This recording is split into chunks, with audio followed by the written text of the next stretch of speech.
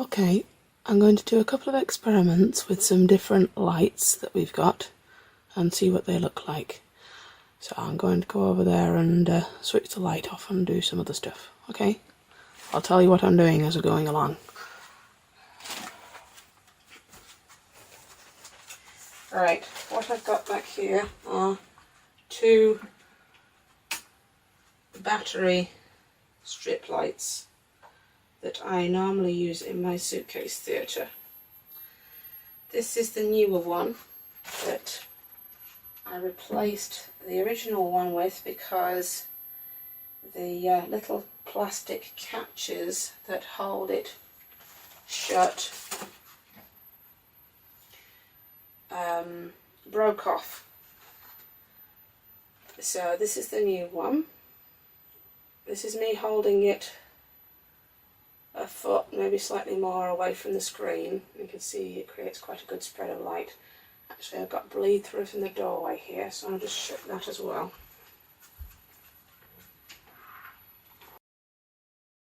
There we are, that's better presumably.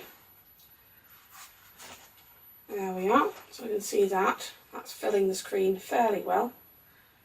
Here's a shadow. This is me holding it right close to the light. As you can see, it's extremely blurry.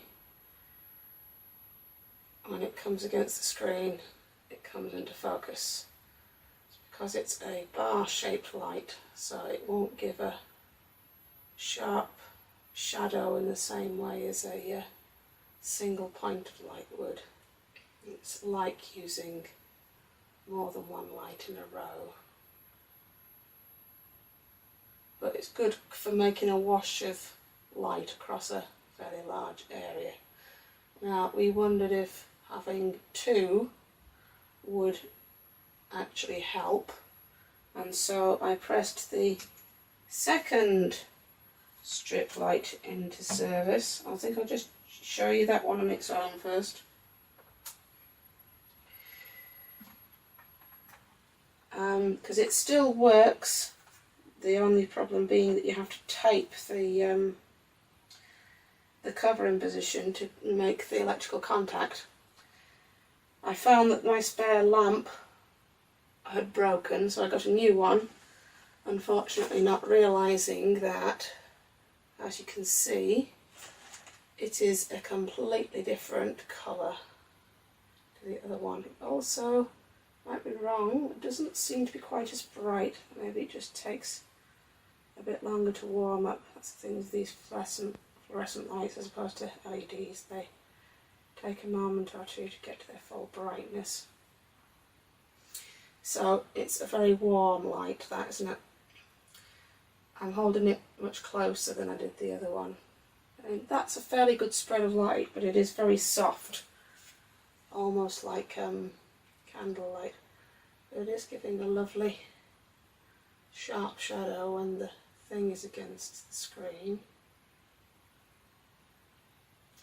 See, what I had hoped to do was to try both of them side by side to see what it was like if we had both of them across the bottom of the screen, but I hadn't realised that one's a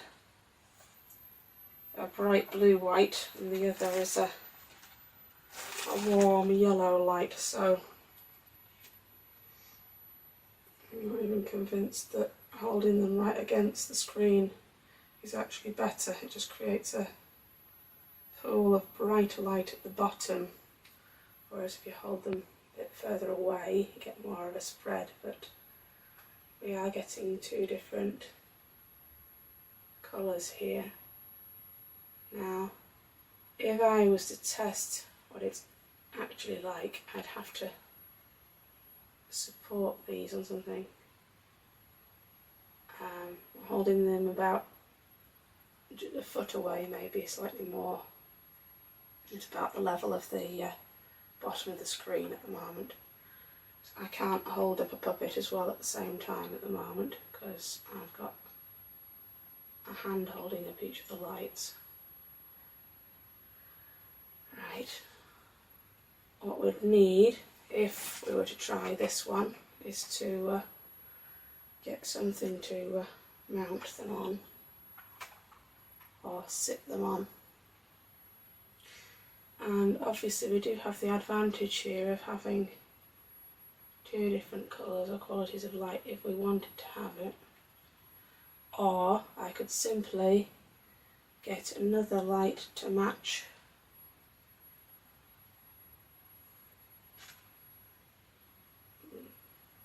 and then we'd have two the same. I'm quite liking the warm colour, I have to say, but we'll have to see what effects we're trying to create. I'm going to get out the new LED floodlight that I got now and have a look what that looks like as well.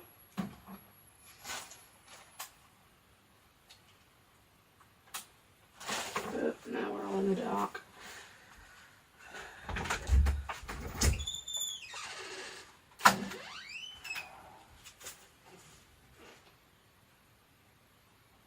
Right.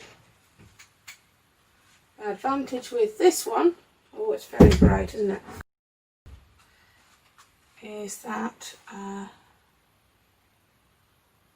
it's got a little magnet on the back. It's meant to be a camping light, this one, and it's also got a hook so you can hang it up from something if you've got something to hang it up from, that is. I'm trying to see if I can get the hook. Oh, I'm going to have to switch another light on so I can see the back of the other light. Ah, there we go. You're supposed to stick your finger in there. I'm sure this is both fascinating viewing for you guys over there. Here we are. Right, that's the strip light again, and the... Right, here we are. So that's the LED floodlight. I'm holding it a bit further back than I was the strip lights. This is me moving it quite close. You can see there's a sort of a pattern there. If it's a certain distance back you don't really get that pattern. I wonder what happens if I... Yeah, we'd have to find something to hang it on again if we wanted to hang it up. I'll just hold it in my hand for now and see what it's like. Now that is really, I mean, it is a bit odd looking, but it is still relatively clear, quite a long way away from the screen, whereas the other one was very fuzzy indeed. See, this is right up against the screen, this is getting further away. As you can see, it's still got a fair amount of definition, even when it's very close to the light. That's very close to the light, I've got it there. Let's see what it's like with pop it on a stick. So Tim was very keen to try and eliminate shadows of sticks. I told him that the way to eliminate shadows of sticks is to have your light very close to the screen so that it's not shining on the stick. But with this it's more for illuminating a large area, so you are getting the stick with that. Let's just have a look at that versus the strip light again. See what it's like stick wise. Right, this is my newer fluorescent tube with the cold white lamp again. You can see not very much of the stick at all with this one. Just get very fuzzy even a short distance away from the screen.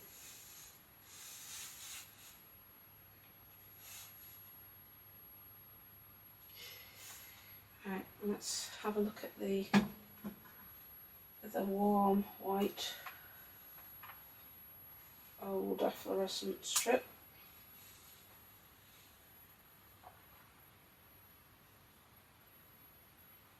getting a shadow of something there. What is that a shadow of? I think that is like the shadow of... Oh, of course, I've got the other one on behind it. It's casting a shadow of the lamp itself. There we go. I'm going to try and hold the two of them in one hand. And pop it in the other. You can see there's not much of the stick to be seen at all there. So that's with the cold white and the warm white lamps at the same time. I'm just going to try switching off one of the lamps to see if there is much difference in terms of the amount of light you're getting across the width of the screen with just the one lamp. Let's try with the cold one first.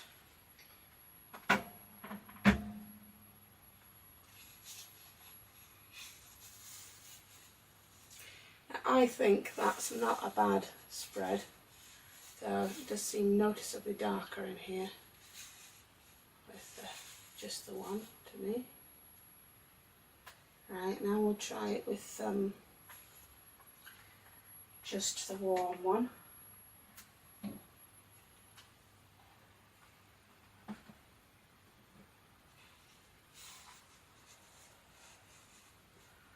And that to me, that is not a bad spread of light really,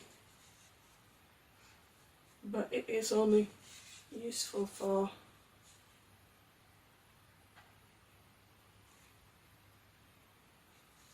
right up against the screen. But that's not necessarily a bad thing, because it means that if you want to introduce puppets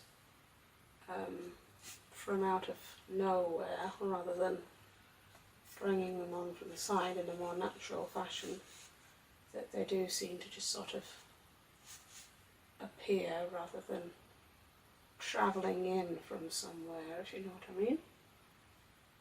So that can be a useful effect. What else do we need to look at?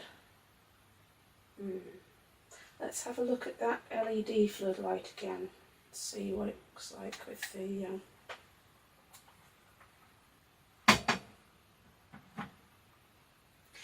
stick and the other things. This is the light in a landscape position. I've got it in at the moment. As you can see, again, you are getting quite a lot of detail even before it lands on the screen. That's it right against the screen now, and that's it moving towards the light. That's quite close to the light, and you are also getting quite a lot of stick. Let's have a look at one without the stick to see how much detail we get. Yeah, you see, it's not perfect, but you're getting multiple shadows really because of it being a strip rather than a single lamp. But you are getting the general impression of a face. That's quite a long way away from the screen and quite close to the light. And that is right against the screen. And I'm moving it back towards the light again now.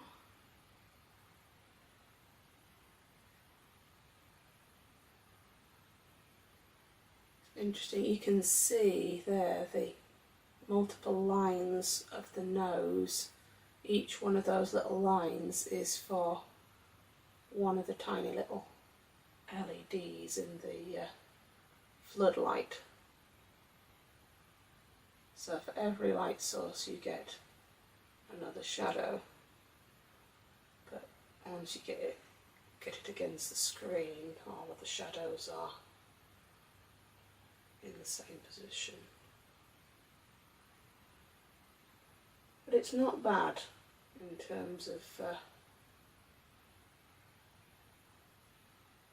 a light source. Could be interesting. I don't know how much difference it makes if the light is held in a portrait position, but if we were to hang it up by the hook, then it would be in a portrait position like this.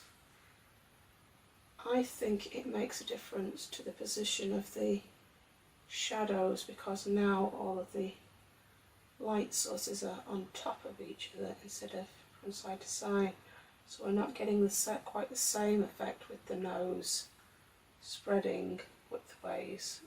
You can see the nose relatively clearly, even when it's not quite against the screen like that. So depending on what the shadow is, it looks like it's actually a bit better even in the portrait kind of position. Okay, I'm going to investigate the old LED strip lighting from the toy theatre next.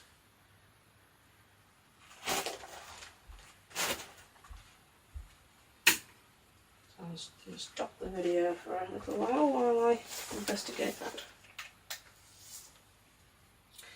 On second thoughts, I might just test the OHP again to see if Tim is right about the light shining all the way through the piece of cardboard, or if, as I suspect, it's the light flaring through the hole on the nose. We'll see in a moment.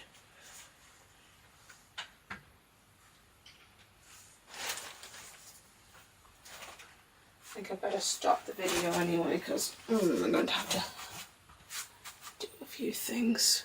Pause.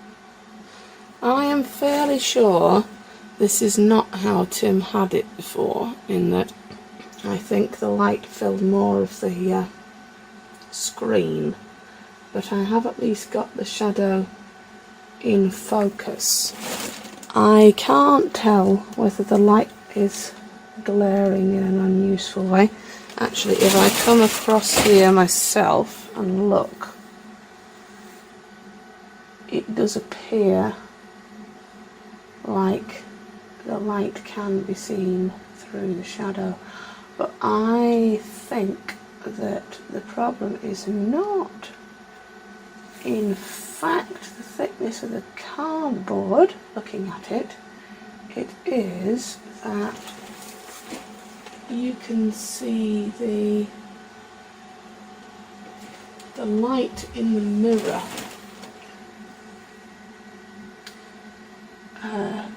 through the shadow itself on the screen, because the card of course is on the flatbed, so it's yes, having thicker card would not eliminate that issue looking at it.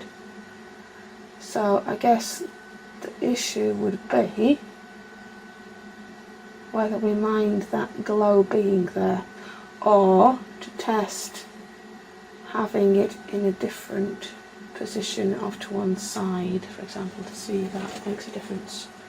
However, I think having it off to one side will change the shape of the shadow. It will sort of elongate it in a widthwise direction, but we'll have a quick look at it and see what happens.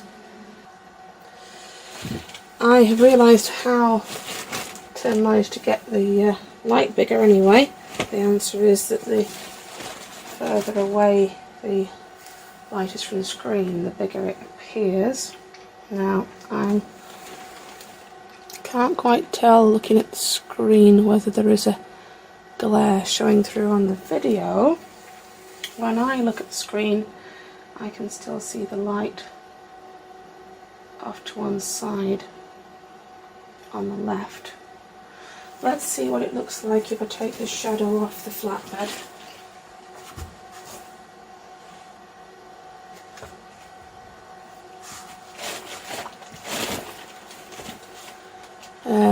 It's hard for me to tell just looking at the screen, but I think it's looking like it's down to the bottom left and not actually showing on the image. There's lots of grime on this. Is this on the screen itself or is it on the flatbed? I think we need to give, well, the flatbed itself needs a big clean. We knew that. And let's see if we can get rid of that here. See if that's on the flatbed on the screen. Anyway, that glare to me is not especially problematic. However, it isn't quite in the right position, it seems to me, because it wants to be a bit closer so it's not filling so much of the screen. I don't know, maybe it is better like that. Maybe it's better with just a small amount showing. You can see here the old tape marks from how we lined the OHP up with the screen on our regular booth. So we used a much smaller area of the flatbed to create our images when we did that for Alice in Wonderland. We were thinking of using more of the flatbed this time to give us, well, you have to make the shadows smaller if you use a smaller area, that's one thing obviously, but obviously we do have to try and get this black sticky stuff off if we are using a larger area.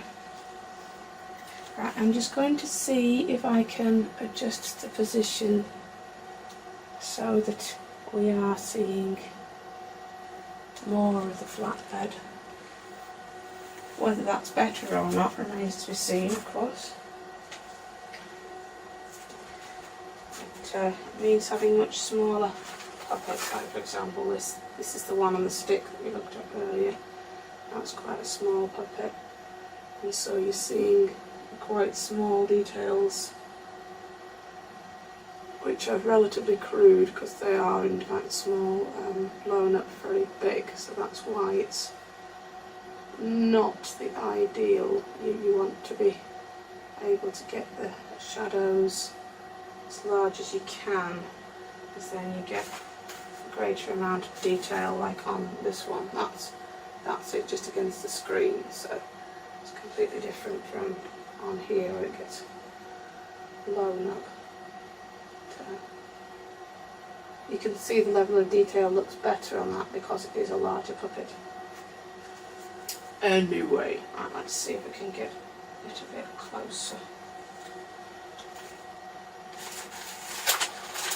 Left all these bits of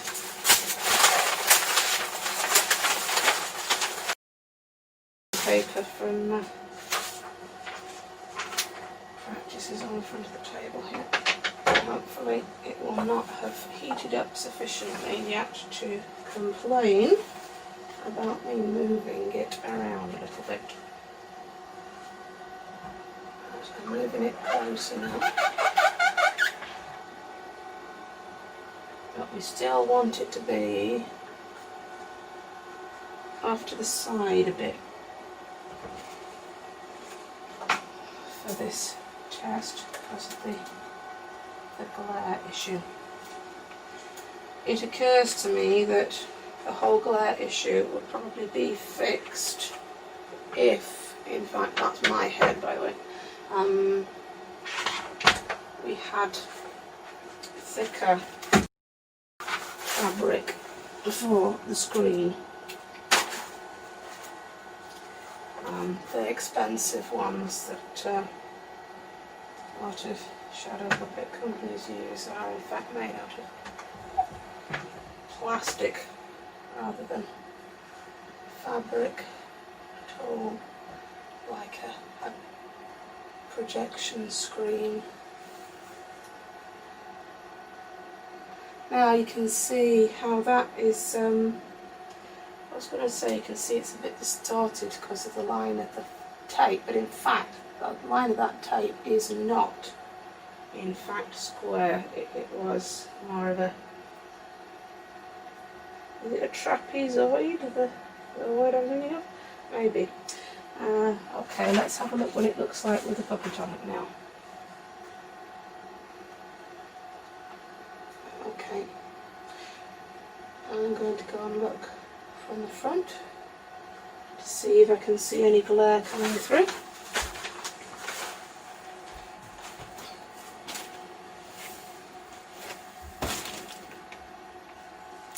Well, looking at the screen, as in the camera screen, I cannot see any glare on that shadow. Looking at it straight on with my, you see, yeah, what it is the camera is actually looking up at the screen, and I do believe the glare from the light is off the bottom when the camera is at this low angle. So the question is whether you mind having it at that low angle or not. So that solves the issue, in fact, having it low down and tilting up.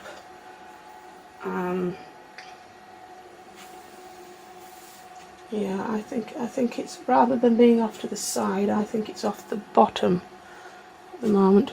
I don't know, maybe on the video it is glaring through the mouth a little bit. It's hard for me to tell without watching it back. Anyway, let's just have a look at what size the head needs to be for that anyway. It doesn't look too bad, I think, in terms of distortion. I don't think that looks particularly odd in terms of the shape. Now this was the one that we thought was roughly at the right size. If I was to use this as the basis for making hero faces, or whatever we're calling them, however, I would model them ever so slightly smaller than that, just to allow for a bit more detail on the necks or hair or whatever.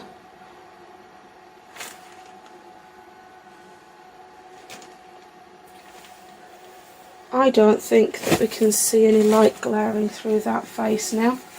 It is off to one side, and it was glaring through the nose area before.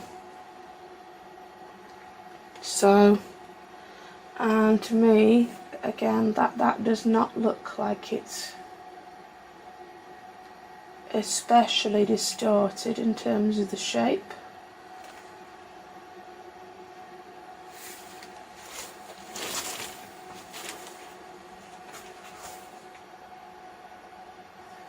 Show you what it looks like.